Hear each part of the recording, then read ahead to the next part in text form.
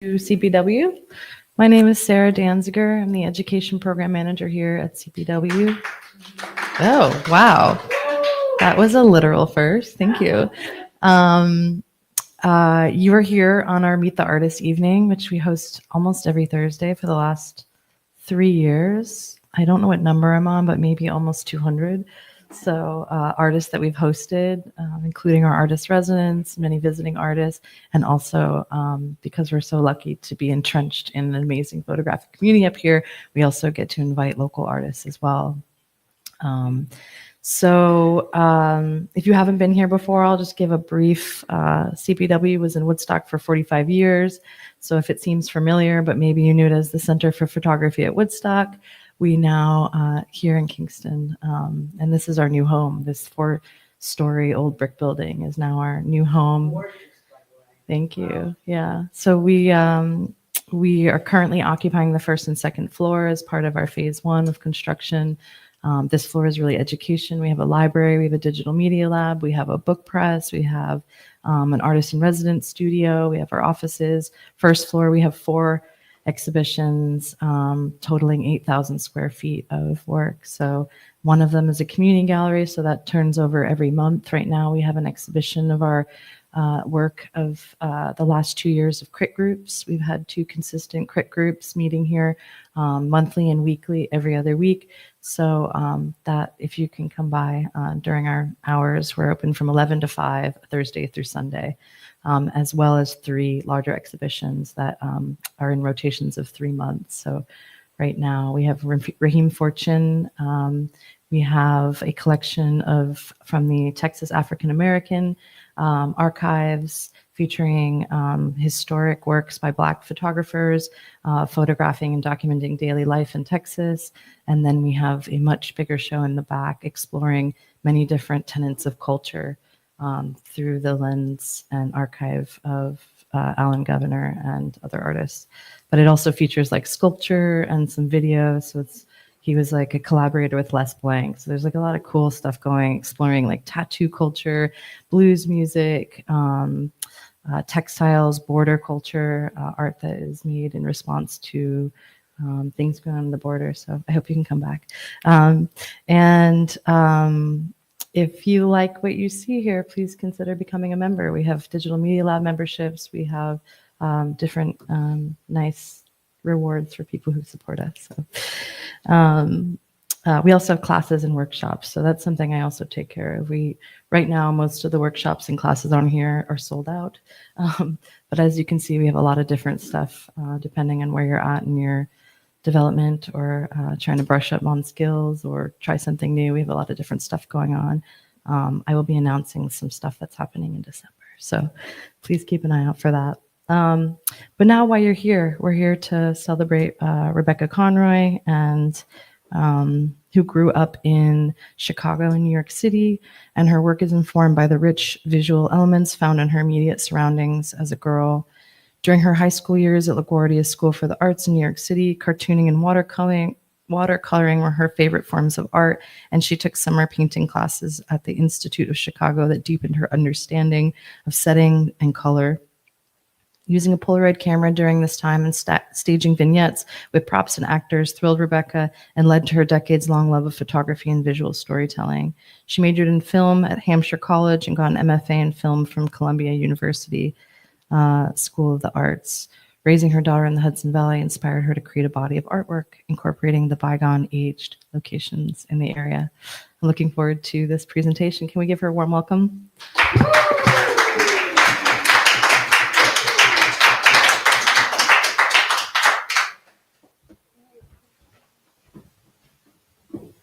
Thank you, Sarah. That was very kind. All right. I'm really honored that you all came here, and I want to thank you for being supportive. I just want to say that my earliest memories were in Chicago, and they were often of signage and kind of advertisements. And that I would find myself daydreaming about living under the sign or with the sign, or kind of like the sign and the kind of advertisements of that late 70s era had a big influence on me. And I wanted to kind of show you my first group of color studies, which were from about 25 years ago. These are collages from back in like the 90s. And I think that they have a sense of like the primary colors mixed with the muted vintage elements that are rare these days. This is a very like 60s, 70s, early 80s. Yeah, she's. I also was very much in the world of an only child. I am an only child, and so my work often has maybe only one woman or girl, and yeah, so a lot of these books are actually from old libraries in Chicago, actually. And I would just make them when I was a teenager. There's a certain element of, I would say, the American interpretation of maybe more of an English prairie feeling that was very prevalent anyway in the early 80s with Laura Ashley and that kind of style sense. But I was often very taken with style and femininity and the drama of the visual landscape around me. I actually love this one. My mom actually did the font, or she was a sign painter, and it was just from her. I don't even think she knows I have this, but yeah. So I also think that there was some kind of feeling that my grandparents on the American side, kind of middle class, suburban sensibility that I always looked up to. Well, on the other side, where I was first generation immigrant from Poland, so there's kind of a clash of looking up to American style, but also having more European edge, maybe. I love records and did a lot of my artwork on record covers.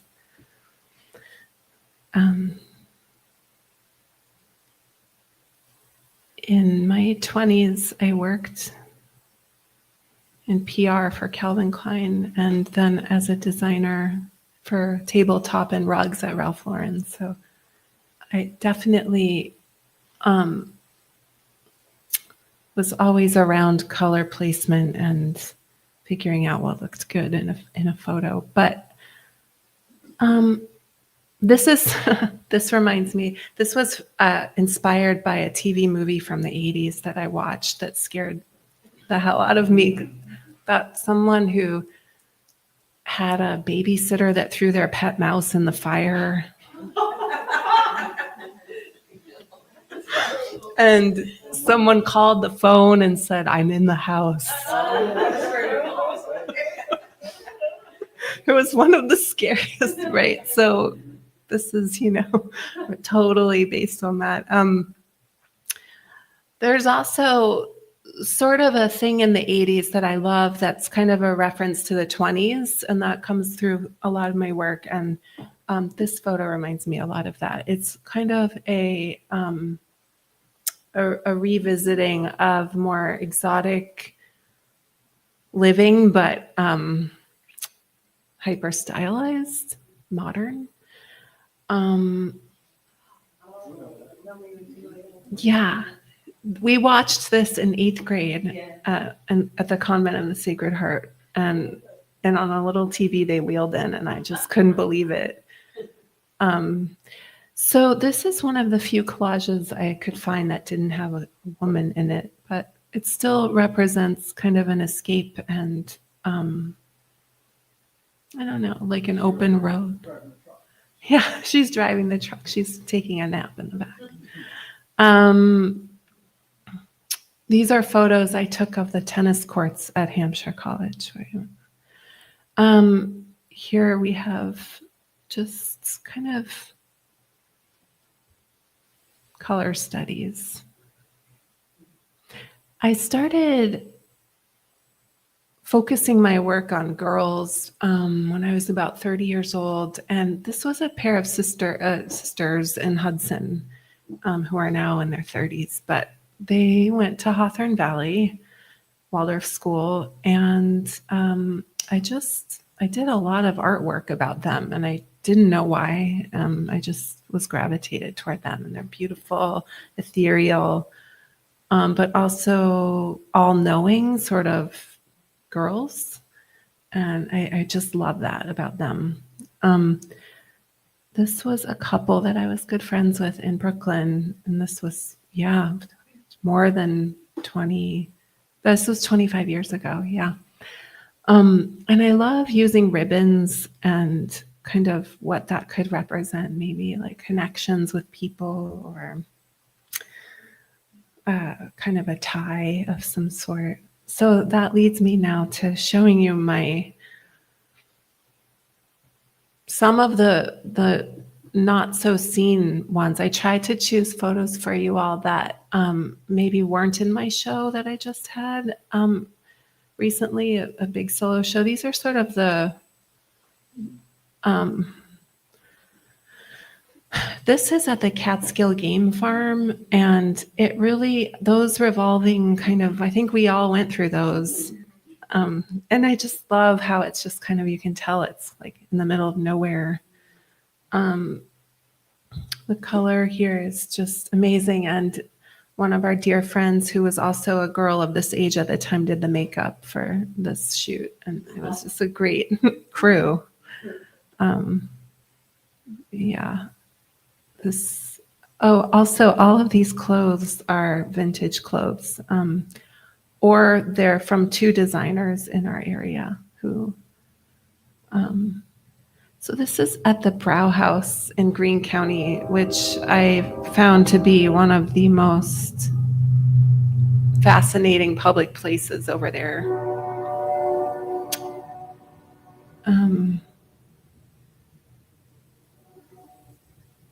This is kind of, again, playing on the primary colors that I'm often inspired by, but also kind of asking the 8-ball about your future and kind of wondering about who you're going to become. That's a very feminine. Anytime you're at a fortune teller or asking an 8-ball a question, I think we've all been there. But this brings me to an area that inspired this group of work. Like the past 4 years have been inspired by this avenue called Fairview Avenue off of Hudson. It's right outside of Hudson. And it's kind of like it got left in time around 1980, like people stopped caring about it. But so I was so inspired by the architecture there. And these are all girls that are growing up right around there. That's our family pet. That's the movie theater there. And what strikes me as interesting, having grown up in the cities, is that these girls are really growing up in the country, but they're exposed to some very unique visual locations that I don't even know if you could actually find in the city anymore. So in some ways, I think they're growing up in a more artistic, literally artistic background than like the condos and the whatever that you would find in a more,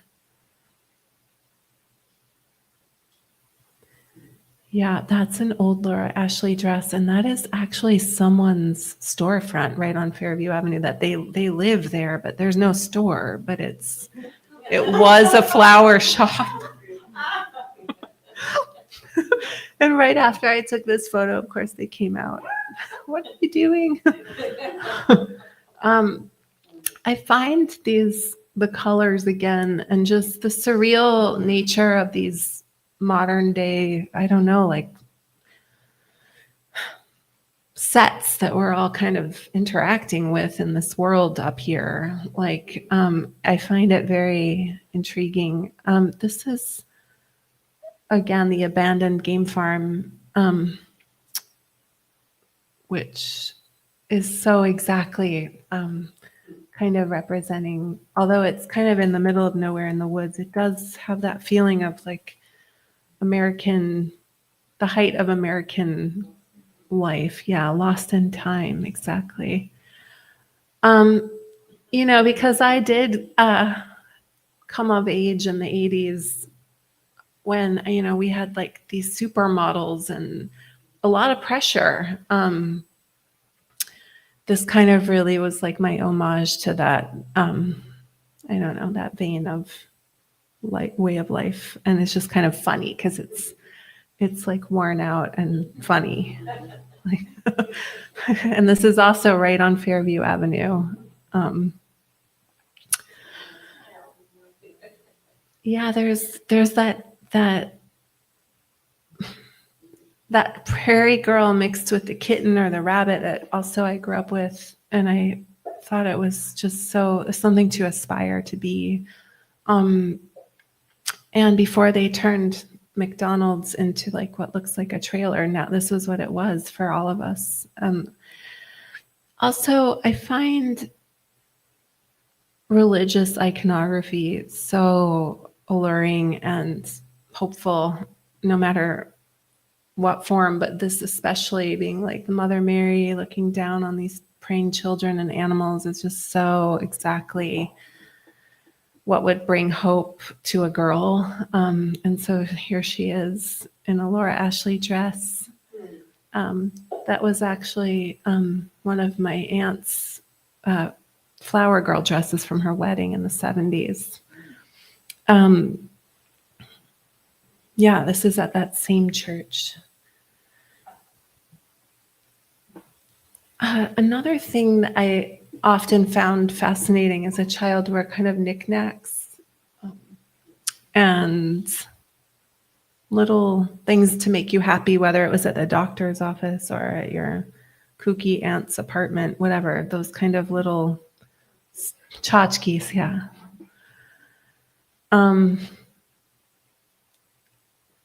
For those of you who don't know Fairview Avenue, it's not that glamorous. And so I just love the idea of bringing glamour there. And this is the mobile station. And I looked at her outfit and I realized, oh my gosh, we've got to go right there. Because I had stared at that while I filled gas for so many years. And I knew the color scheme right there. And I felt like it matched her outfit. So that's kind of what it's.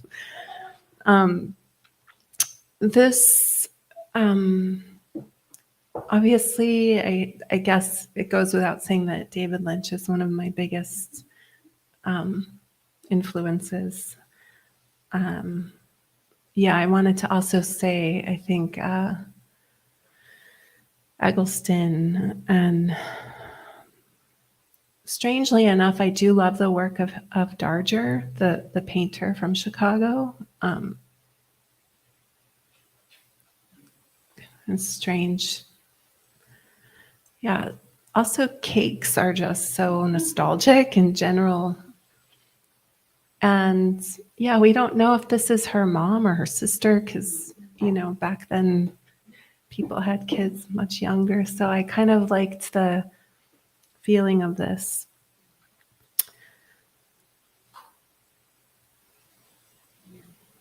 This is another gas station. This one is near Chatham. And for the motocross sign, it just kind of makes me wonder, like, back in the 80s, I bet the boys that did motocross were so cool, and girls would have thought they were so cool, and I don't know. So Valatia is the home of the first Santa Claus Club ever of America. Yeah, it's a Santa town. Yeah, they have, they're happy to tell you all about it, but this is just, I even wrapped the presents in old comic book paper, kind of from the 80s. Yeah, and kind of like the chinoiserie fabrics kind of reminded me of. This is in front of the Aldi supermarket. The cat is a Columbia County cat. This is using our car headlights right against the Hudson River, right in Hudson, one night after dance class. Again, the sort of party decor from like maybe the 60s really inspires me, and just the kind of uplifting shapes. Again, here are those bricks that we see a lot during that period in American construction that I just find so nostalgic. She's a suburban girl, but so much more. And these are actually sisters, real life sisters. And I don't have a sibling, but I do find like the platter with the hand. I don't know, there's something about sisterhood that, I don't know, it all came to me in that moment.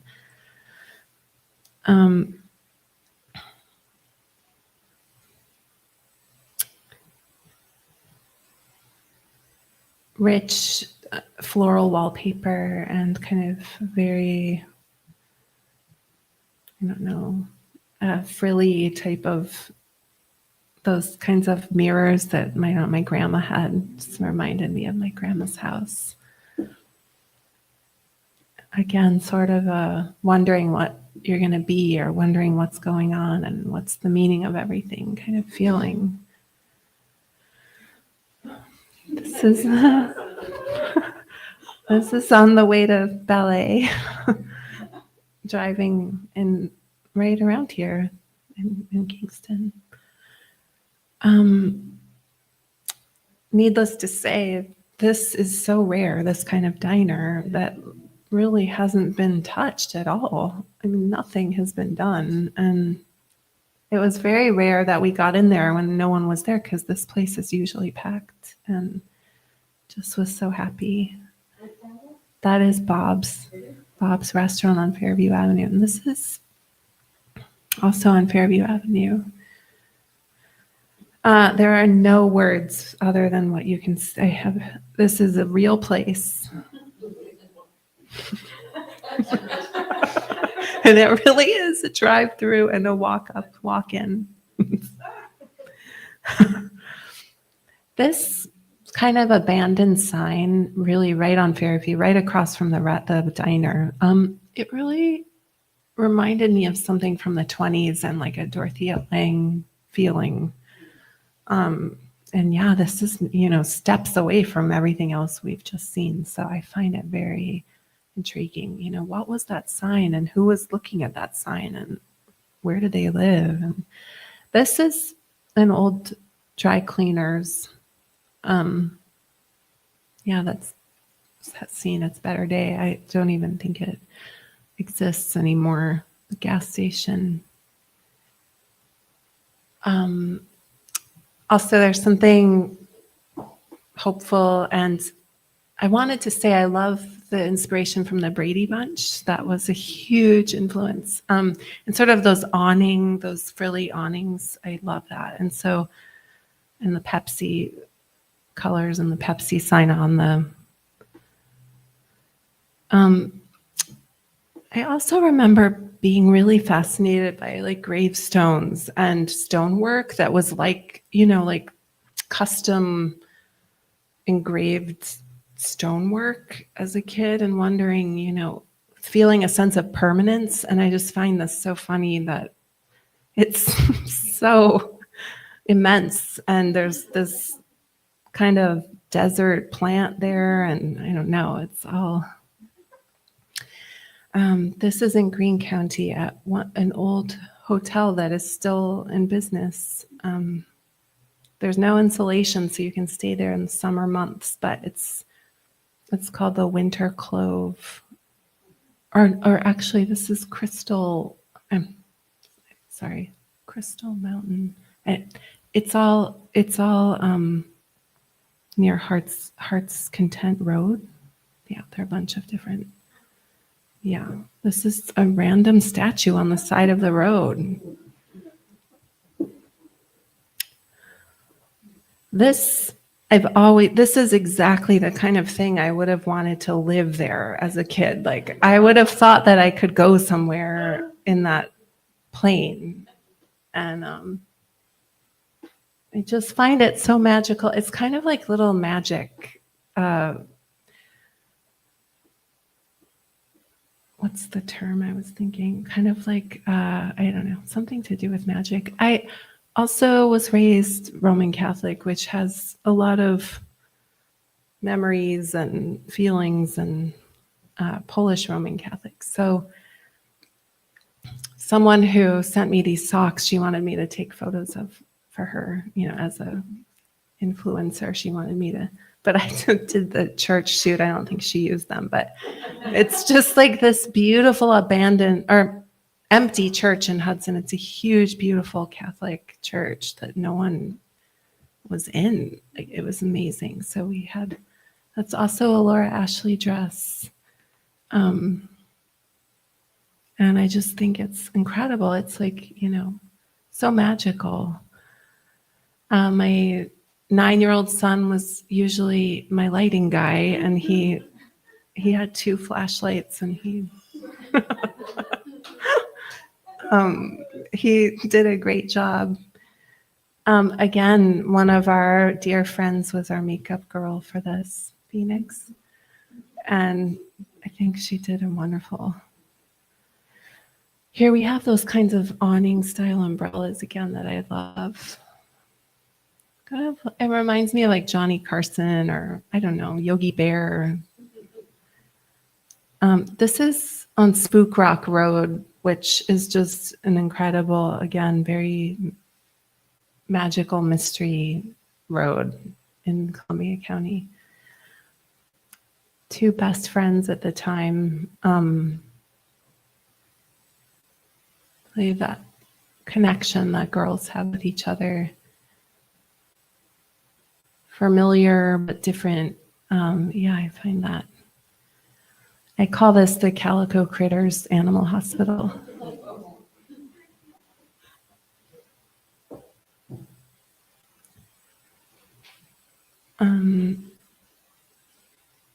There's so much here of like, this is the Kowalski Airport or something like that in Great Barrington. It's kind of an old, dilapidated airport, but the people are going places. It's very exciting. We watch the planes come and go, and I love her gown that I got in Saratoga.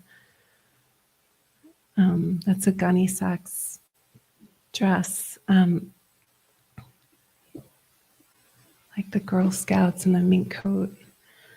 Cuckoo clocks at the Bavarian Manor Hotel. I love these globes, these Valentine's Day globes. They're so adorable and mysterious and magical. This place was incredible, and of course it got painted black and bought by someone from not here, but it was amazing. And so she looks great. And these kind of remind me of like those 80s women that maybe they were Eastern European, maybe they were New York City girls, I don't know. The carpeting. Love album covers again, and this is like kind of coming back to that. This is again the Samantha Pleat, the designer that I love to work with often, made these dresses and gloves. It's again finding the magical in the mundane. This is the Wallachia Elks Club pancake breakfast.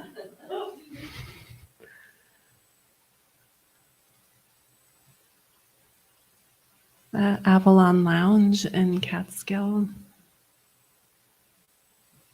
Avalon Lounge. Old Pizza Hut.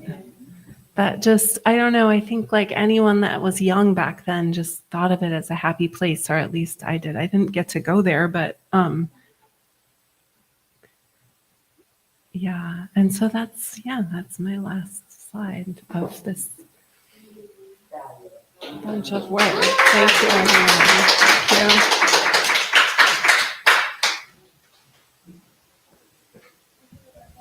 Thank you.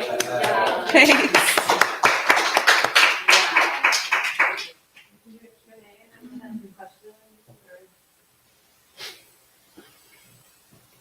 Obviously, you plan the site and see it, and then you set it up. But I just picture you driving around a van with the girls, the costumes. All right, everybody out. There it is. But obviously, you must see it in your head and then decide who you want to bring there and when, lighting and all that. But it seems so spontaneous. It seems like you just pull over. Yeah, I'm glad it seems that way. Yeah, okay, good. It's a lot of effort, but it just appears like, boy, just having to catch these girls in anachronistic dresses standing outside this event building. And it's so cool. Yeah, I think, also, we have an old car and we just listen to the radio. So a lot of this is inspired by the songs like on the radio, on the two oldie stations that we listen to. So I would see these locations, and this is all very autobiographical.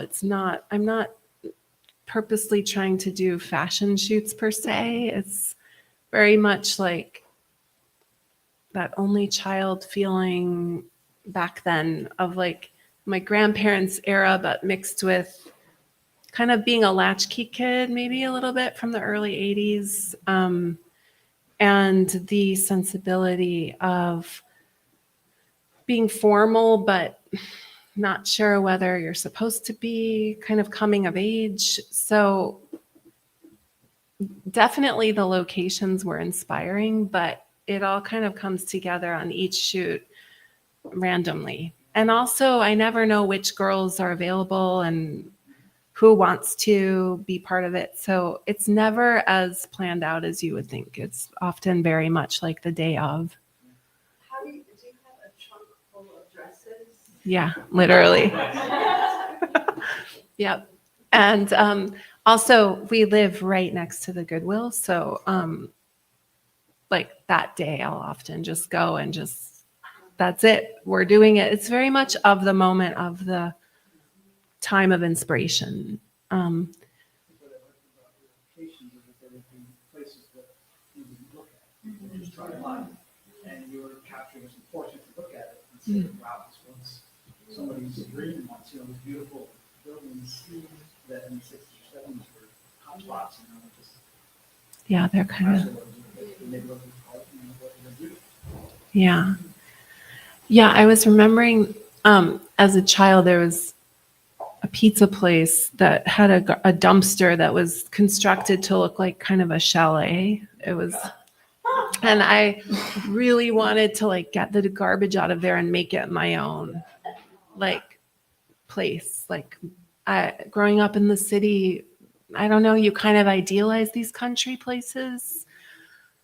So that's also part of this is like, I think these places are so interesting, but maybe people from here wouldn't necessarily find them even worth looking at.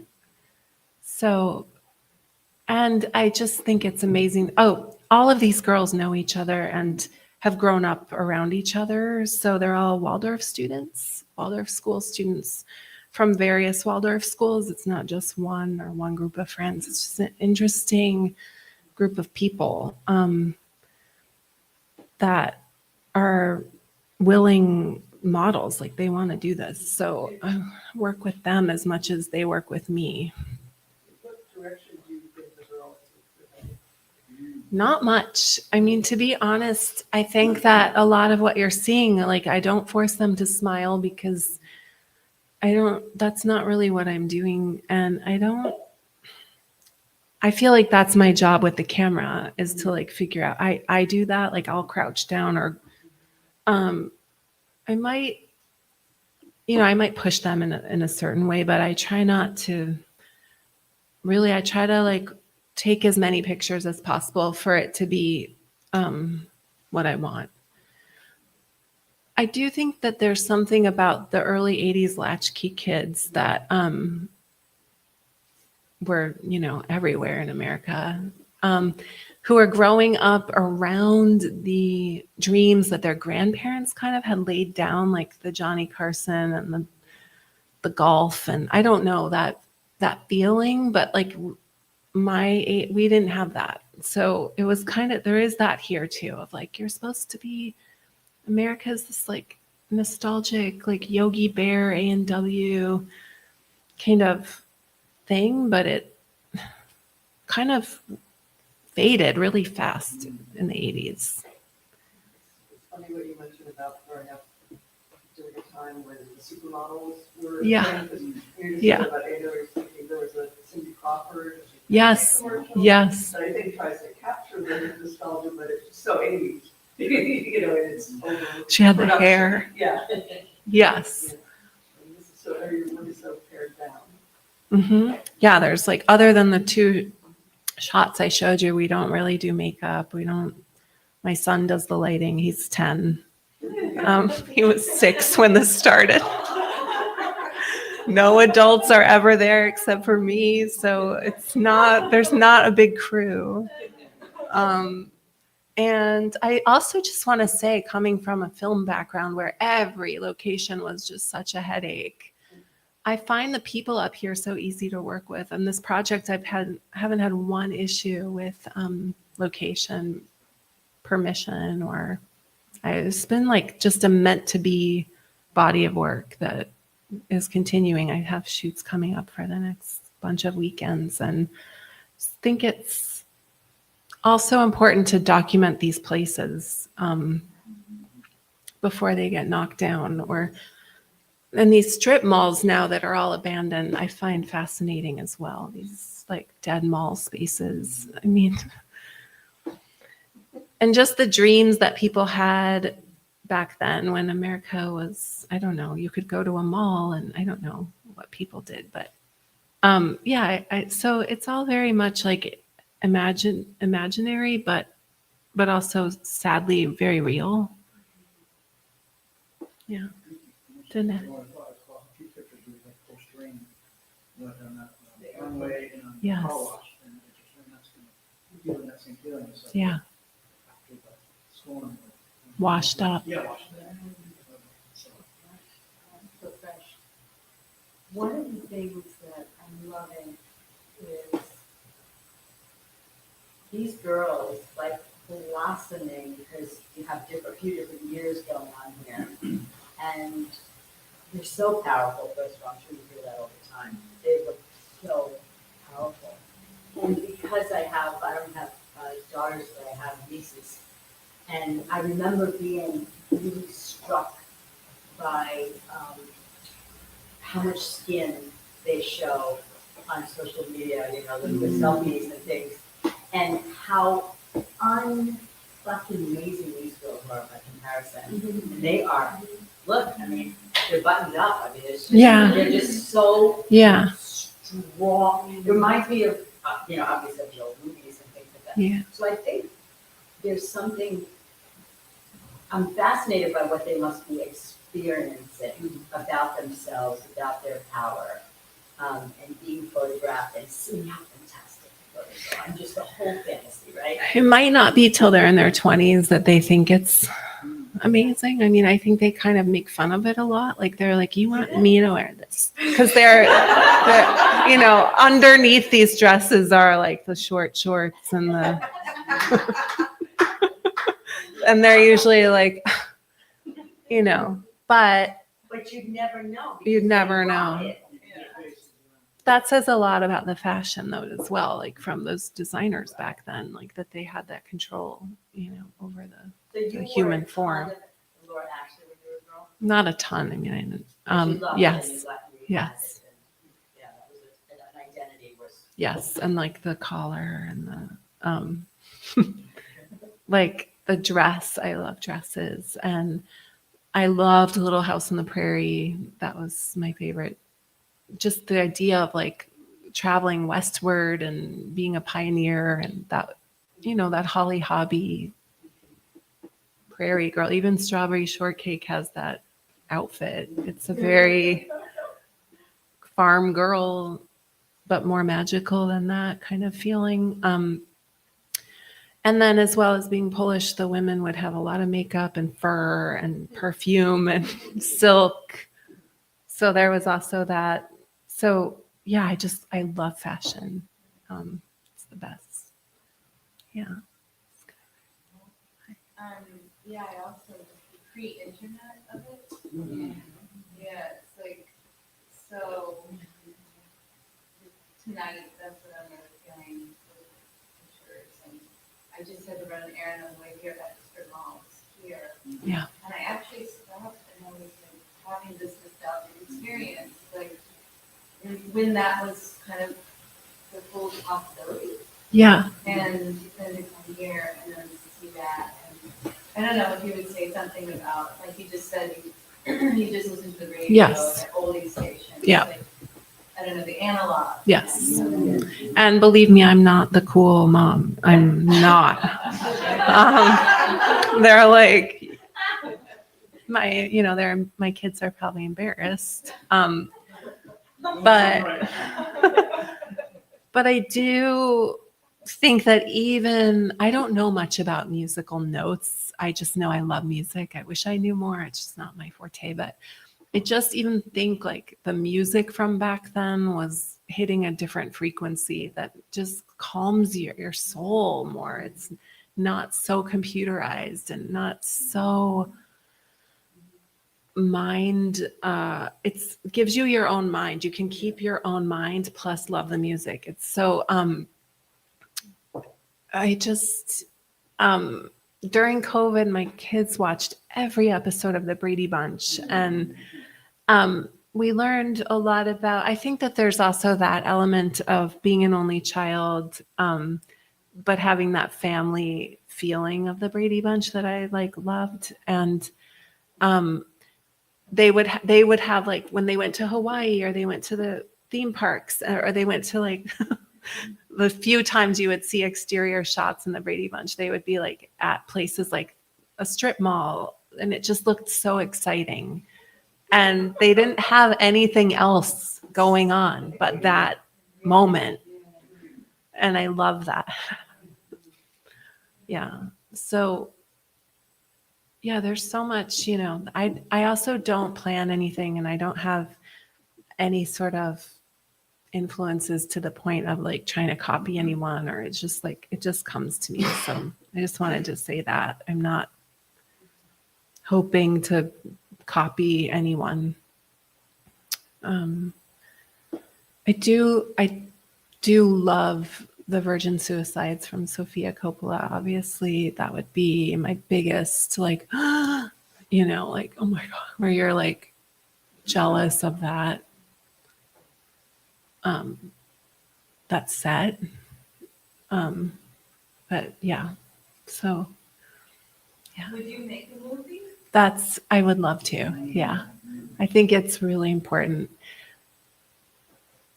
I have made movies in the past, and I'm, just trying to think of like the tone of the movie, like where am I coming from? Yeah, maybe it's parts of it for sure. Yeah. So, obviously people love Wes Anderson. I love his sets, I love like Asteroid City sets. I don't know if I love the way that's would be like the visual element. I love that. But yeah, I thank you guys all for coming. Thanks. Thank you.